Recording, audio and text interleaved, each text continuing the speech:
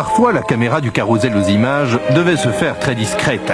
C'est du haut des cintres qu'elle filme le tournage de Fantomas contre Scotland Yard d'André Hunebelle en 1966 avec le trio vedette Louis de Funès, Mylène de Mongeau et Jean Marais. Venez.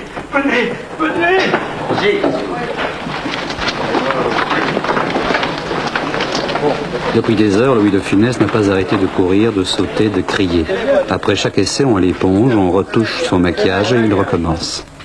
On tire celle-là. Alors pour courir, c'était très dur. Oui. Oh là là. Et maintenant, vous n'êtes pas trop fatigué après avoir gambadé? Si j'étais fatigué, l'autre soir, l'autre jour, on a tourné en descendant cet escalier qui est là, un escalier. J'ai descendu ça, je sais pas combien, en train de hurler. Là, j'étais très fatigué, même le lendemain. J'ai été très fatigué tout le dimanche. Oh, c'était très dur, ça. De hurler en même temps, alors là. Là, vous apparaissez évidemment dans un très beau costume, là. C'est ce qu'il me reste d'un costume de fantôme, ça. Ah, c'est ça. Normalement, j'ai une chose de fantôme avec des œillères, mais je l'ai retiré. Et voilà, c'est ce qui me reste. C'est une astuce du commissaire Juve, ça, ce costume de fantôme. Oui, parce qu'il sait qu'il y a d'autres fantômes qui sont pas des vrais fantômes, mais des hommes de Fantomas. Alors, pour les choper, j'essaie de m'habiller moi-même en fantôme, pour me mêler à eux. Le break n'est pas prévu au planning.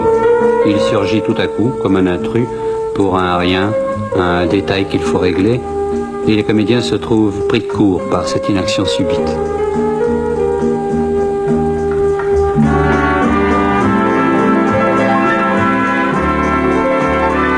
Quand les gens viennent sur le plateau, ils se disent au fond un acteur ça ne fait pas grand chose puisqu'on travaille peut-être 3 heures par jour sur une journée de 8 heures et pendant les 5 autres heures ou les 6 autres heures on attend. J'ai essayé de lire entre les pauses, c'est impossible.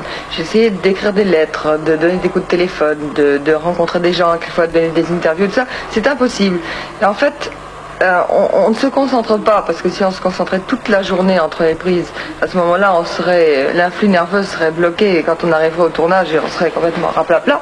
Mais d'autre part, on est quand même dans une espèce d'état de flottement. On peut rien faire d'essentiel pendant une journée de travail. C'est très très drôle. On est là, comme ça, on est là, disponible. Et tout d'un coup, ça va être à vous, alors on vous appelle, etc.